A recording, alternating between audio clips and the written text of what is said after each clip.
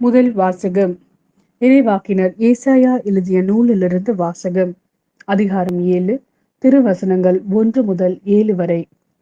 உசியாவின் பேரனும் யோதாமின் மகனுமான ஆகாசு யூதா நாட்டை ஆட்சி செய்த நாள்களில் ரட்சின் என்னும் சிரியா நாட்டு அரசனும் ரமலியாவின் மகன் பெக்கா என்னும் இஸ்ரேல் நாட்டு அரசனும் எருசலேமுக்கு எதிராக போர் தொடுத்து அதை வீழ்த்த முயன்றனர்.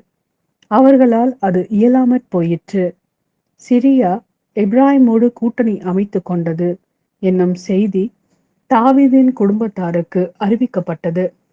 உடனே பெருங்காற்றினால் காட்டு மரங்கள் அலையதிர்வு கொள்வது போல் ஆகாசின் உள்ளமும் அவர் நாட்டு மக்களின் உள்ளமும் அலைக்கழிக்கப்பட்டன. அப்பொழுது ஆண்டவர் ஏசாயாவை நோக்கி, நீ உன் மகன் செயார்யாசிபை உன்னுடன் அழைத்து சென்று ஆகாசை சந்திப்பாயாக. வண்ணான் வயலுக்கு செல்லும் வழியில் மேற்குலத்திற்கு போகும் கால்வாயின் மறுமுனையில் நீ ஆகாசை காண்பாய். அவனுக்கு இதை சொல், நீ அமைதியாயிரு, அஞ்சாதிருந்து நடப்பனவற்றை உற்றுப்பார். ரட்சின் சிரியா நாட்டினர் ரமலியாவின் மகன் ஆகியோரின் கடும் சினத்தை கண்டு மனம் கலங்காதே. அவர்கள் புகைந்து கொண்டிருக்கும் இரு கொல்லிக்கட்டையிலிருந்து வரும் புகைக்கு ஒப்பானவர்கள். சிரியா எப்ராயிமோடு ரமலியாவின் மகனோடும் உனக்கு எதிராய் சதித்திட்டம் தீட்டி யூதாவுக்கு எதிராய் நாம் படையெடுத்து சென்று அதை நடுநடுங்க செய்வோம்.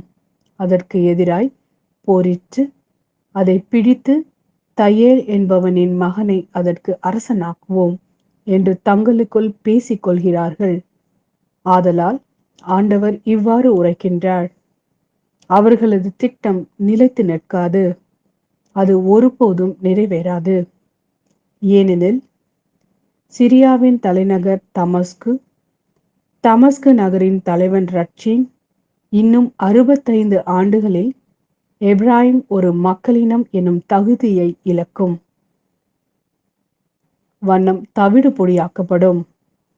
எப்ராயிமின் தலைநகர் சமாரியா நகரின் தலைவன் ரமலியாவின் மகன், உங்கள் நம்பிக்கையில் நிலைத்திராவிடில் நீங்களும் நிலைத்து நிற்க மாட்டீர்கள். இது ஆண்டவரின் அருள்வாக்கு. இறைவா, உமக்கு நன்றி. மத்தேயு எழுதிய நற்செய்தி. அதிகாரம் 11, திருவசனங்கள் 20 முதல் 24 வரை. இயேசு வல்ல செயல்கள் பல நிகழ்த்திய நகரங்கள் மனம் மாறவில்லை. எனவே அவர் அவற்றை கண்டிக்க தொடங்கினார். கொராசின் நகரே, ஐயோ உனக்கு கேடு! பெத்தாய்தா நகரே, ஐயோ உனக்கு கேடு!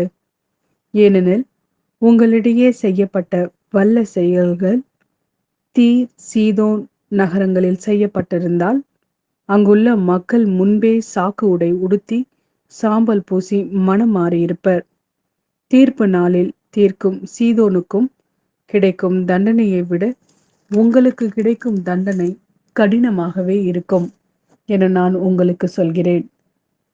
கபர்நாகுமே, நீ வானளாவ உயர்த்தப்படுவாயோ இல்லை பாதாளம் வரை தாழ்த்தப்படுவாய். ஏனெனில் உன்னிடம் செய்யப்பட்ட வல்ல செயல்கள் சோதோமில் செய்யப்பட்டிருந்தால் அது இன்று வரை நிலைத்திருக்குமே. தீர்ப்பு நாளில் சோதோமுக்கு கிடைக்கும் தண்டனையை விட உனக்கு கிடைக்கும் தண்டனை கடினமாகவே இருக்கும் என நான் உங்களுக்கு சொல்கிறேன்.